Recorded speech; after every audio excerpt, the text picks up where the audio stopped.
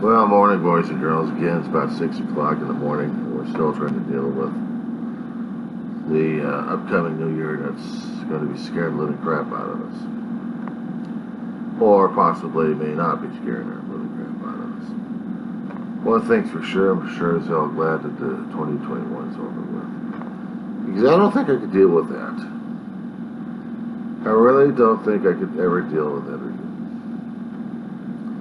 But the problem is we're still having the elements of 2020 and 2021, not to mention previous other elements from different years, still visiting us and still haunting us. So we have to carry forth in that one and hope that we don't get extremely razzled, frazzled, bedazzled, bejiggered, find a bunch of words in the thesaurus that means insanity maybe, or rattled. But that's what I'm doing. I don't want to deal with today. I don't want to deal with tomorrow. I sure as hell don't want to deal with tonight. But I'm bringing in too much fear and I'm bringing in too much crap as it is. And now I think I got a dog to deal with, so give me a few moments, guys.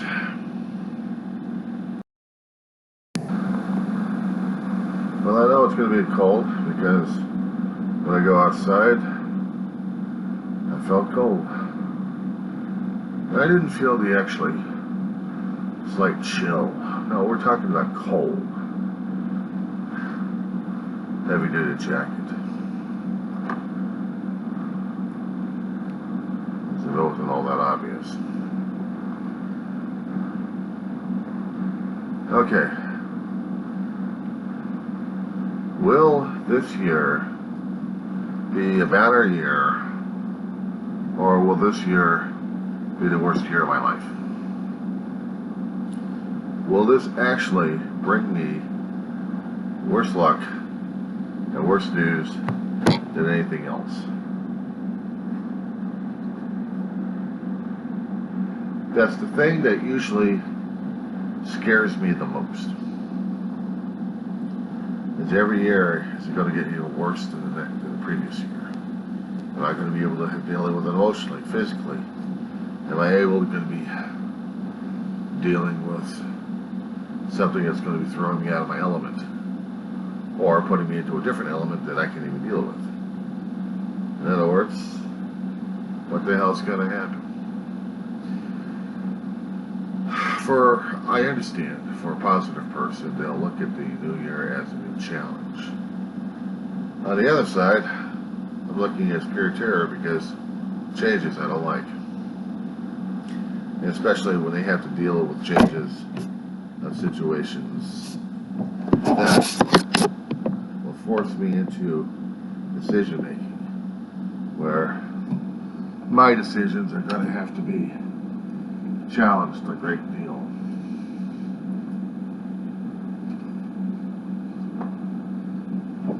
Someone's going to tell me about,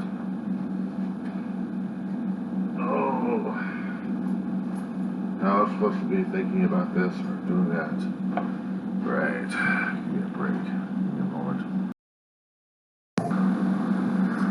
Sorry about that, and another cup of coffee to deal with. It's with the temperature.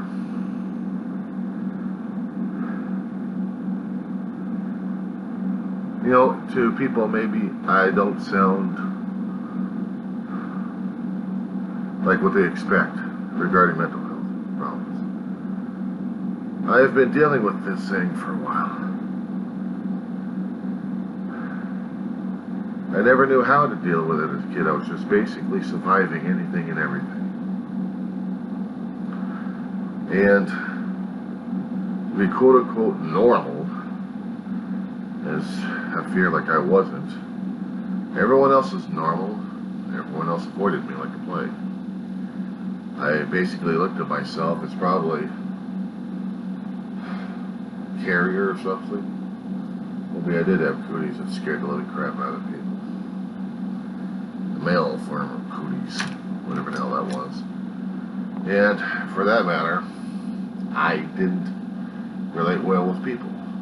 Except very few strange people. And I called them sci-fi nuts. Even among the sci-fi nuts, I'm nuts. Because I don't conform, I don't comply, it seems like I'm Norman Bates or something like that. Without the homicidal tendencies. But I didn't scream and yell for my mother at all. Big brother, yes. When you depend upon family members such as Big Brother, it changes your world entirely, especially when you lose your protection. And that to the point of absolute fear and panic and split over here. That's when my own survival instincts had to kick into gear and start busting my ass on it. Trying to tell people how I'm trying to do it, how I'm trying to survive.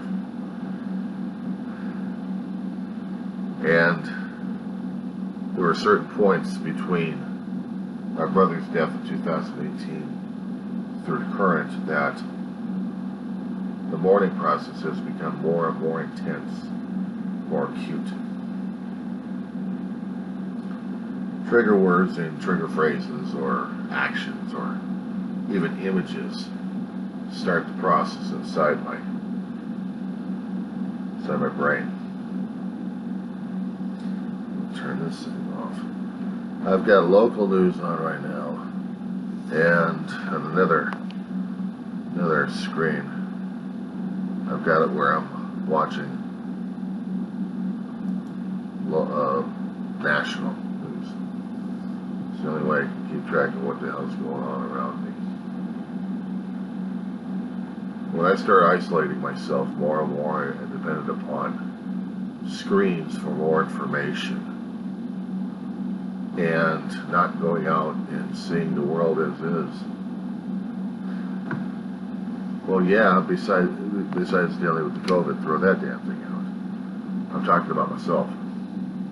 I know there was problems with me in the first place. We didn't have the COVID start up until about, late 2019. And then really kicked into gear afterwards. But during that time, I've already lost my brother in 2018. So I had to fight for survival, for keeping a roof over the head, fighting bed bugs, trying to keep my brain working so I can do school. I'll go to community college at my age. I'm only 55 right now, for Pete's sake. And next year I'll be 56. Some people consider it an achievement for doing that, going back to school, learning a new trade, and hope to apply for something else. Me, I was just trying to finish something I started a long time ago and didn't complete.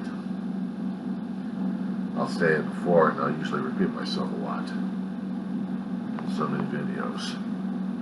They probably think I am losing my brain, and I know I have. The thing is, when I can't even sleep, I don't stay up drinking coffee either, but I try to get as much as I can. Pieces here and pieces there. It's been getting worse. And more acute with the nightmares of different sorts. So I know I don't drift into the deep sleep that we all need. In my years of experience, in my years of travels and of learning things from different sources, I'm not a guru, but I just know some things. And they may be updated, needed to be updated. And one of them was dealing with sleep deprivation. The longer you go without sleep, the worse the brain damage is becoming. I'm afraid I'm going to stroke out or have a high pressure attack or transit ischemic attack or worse. I don't know. Maybe my brain will decide to pop out of the damn skull and start leaking all over the damn place. In my head, I'll actually decide to pop off my shoulders and start walking around all over the place with multiple limbs on it. A tribute to Carpenter's The Thing movie. freaked me out back in the 80s and 90s. But he was pretty damn good too, the director. Dealing with what we're dealing with right now as it is, I'm still not quite sure how the hell I am doing with things right now. And it's still scaring me. Because I am not handling what I'm handling and as I'm handling it. So it is tearing me apart inside. It just doesn't show it just yet, but the effects will be coming. I'm usually on a delayed reaction.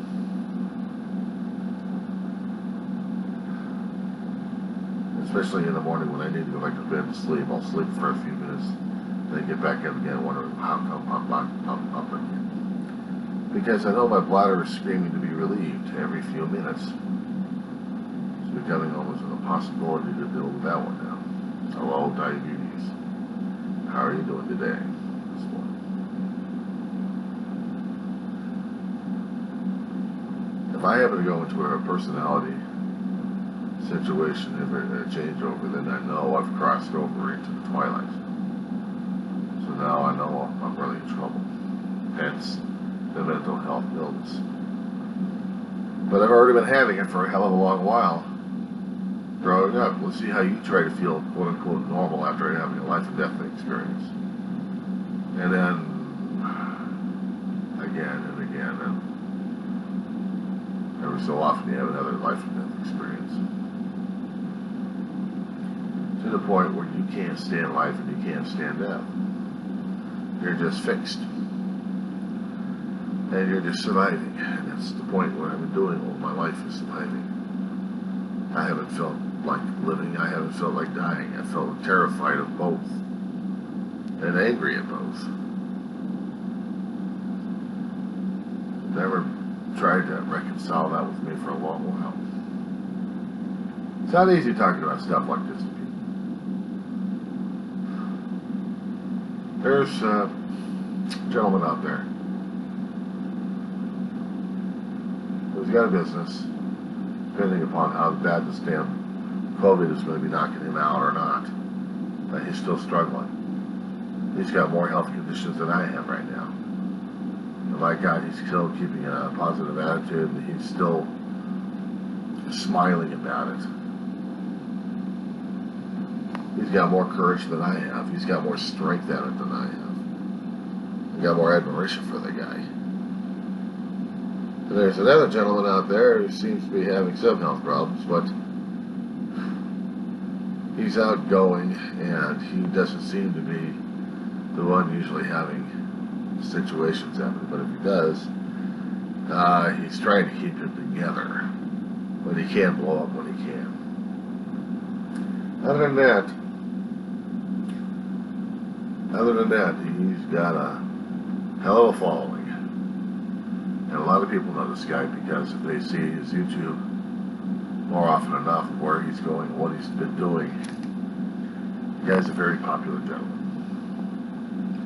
And I know I'm not popping in names just yet, but you probably know who these guys are in the first place, just by descriptions. Besides, he's got a wife doing the same thing he is. Sometimes you see him out there, sometimes you won't.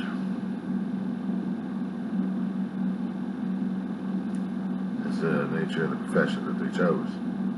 And how they're looking at life, and how they're dealing with life. Some people actually have that kind of strength going through life, where they don't let anything else bother the living crap out of them. Unfortunately, I had. I just had to react in different ways that made me feel like I was totally alien and alienated from anybody and everybody. I couldn't feel happy with myself or sad with myself. And maybe I was too damn lazy or something. I don't know. I could try all the psychological examinations of my memories at this point over here trying to find the right reasons. But I don't know. Either I'm confused or I just refuse not to deal with it. But if I refuse not to deal with it, then I know what it is. It should be an issue. But there it is. There's an issue. So now I still have to deal with it. I have to deal with a lot of issues, and I'm not looking forward to it. But I still have to face it because it's still survival mode. Unless, of course, I'm going to be putting into a hiding mode. Some things I would. Dealing with doctor visits, medical establishments of any sort, including the neuropsychiatric. Oh, you're just this, you're just that. You don't know what the hell you're talking about. I probably don't. Just for laughing, just for lark. See, people don't go through life and death experiences and then expect little, a nice, normal life. But they do. But something about them has changed. For me, it already changed at the age of 4 years old and never even knew what the hell was going on. So I still had to live and I still had to survive and I still had to cope. But there was nobody out there teaching me lessons on how to cope with stuff like that. I got into another near-death accident. My brother and I were in a car, and I damn near died. Didn't. Could have. It's a little more stress and strain and more fear right there. But do you think there'd be any psychological help at that point? You kidding me? I won't even recognize them. Neither did the other doctors who came from the old country. Ah, come on, he's got to be tough. He's got to be tough enough. He's got to be tough enough. Come on. I don't want to deal with a whip. I don't want to deal with a baby. Get rid of him. I need blood work out of him, Marianne. But I can't get it out of him right now. If he won't calm down, I'll put him over to the hospital and let them have him. Oh, Johnny, you gotta calm down. You gotta calm down. Mama, I don't want to be here. I don't care. You're going to do this right now or else. Or else is get my ass kicked. At one time when I was a lot younger, I still had the crusty old doctor's office right next to a hospital. A community hospital.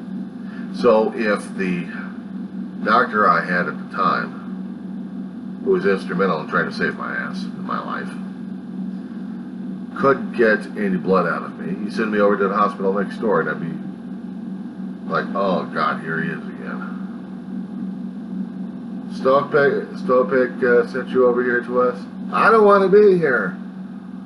There, Mrs. Shaw, he's yours right now. Get over here. Oh God, no. Come on, it's not going to be in that bad. Says you. Just relax, Mr. Weaver. You're right, sure. You're not the one getting stabbed. Wasn't that bad. Says you. I could say it with the laugh right now, but back then as a mouthy kid.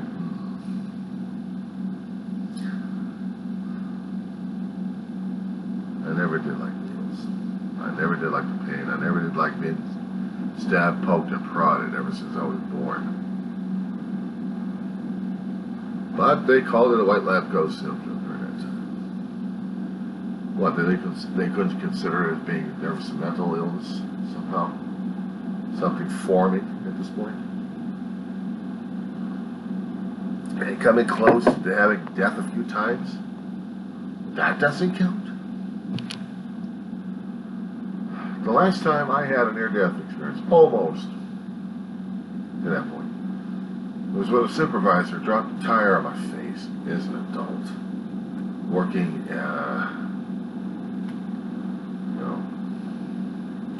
a Walmart.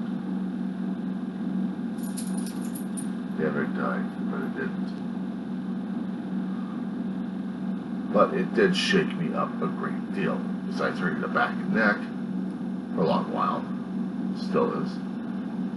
The mental health just was breaking down during that time. The barriers were collapsing itself. And then dealing with Mama's death right afterwards. Years later, dealing with my brother's death. And I was a caregiver to both of them.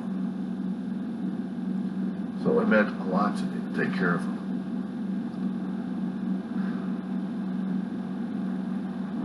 A lot of factors were dealt into it that I've still been struggling left and right, trying to live. But it seemed like every year I'm feeling more and more acute with the feelings at this point over here because I'm crying a lot more. The triggers are happening, the incidents to put me in that situation, in that feeling. More depressional states, lack of sleep increasing. I'm afraid where the hell is this going to be going? And the thing is, I never liked being doped up in the first place. I never liked taking drugs. Except if it's an antibiotic. If it's a zithropack, I'll deal with it. Dealing with a virus or a bacterial, I'll deal with it. Everything else, there have been some occasions where I've noticed my hands started shaking or fingers started twitching. Just when I don't even realize it when they start twitching or something like that. There have been involuntary muscle twitches that had happened over the years. Stopped. And this was scared the hell out of me. Not even my doctors knew. The thing is, what I'm afraid of is being put under the needle and under the electricity again to see how my nerves are. That's all I need. Or having a needle jammed in my damn spinal fluid to see if something else is going wrong or not.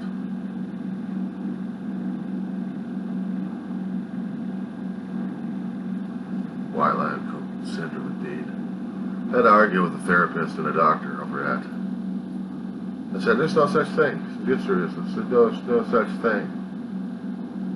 You try having PTSD for the longest period of time, and nobody ever got you diagnosed for it. That was me. Try having a life or death experience at the age of 4 years old. Where's the shrinks? Where's the battery of psychologists trying to tell you what's going on or not? Where's the priests trying to help you out through this one? But at least I had priests. They didn't know shit about death, except what they've read, but haven't been through. Well, the doctor, somebody who's been through the damn thing, and explained it to me. For the longest time, I wanted someone like that, but nobody came. So I had to deal with it on my own. I had to grow the tough skin. I had to be the tough guy somewhat. I had to be unemotional. Shut myself off from people that cared about me. My family.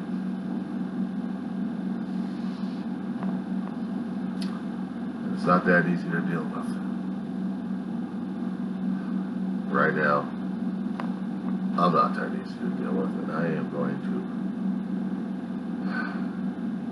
probably take another hour's worth of nap or more. Because at this point in time, I'm fighting it. I'm fighting of falling asleep right now in front of the lawn. So, I will see you shortly.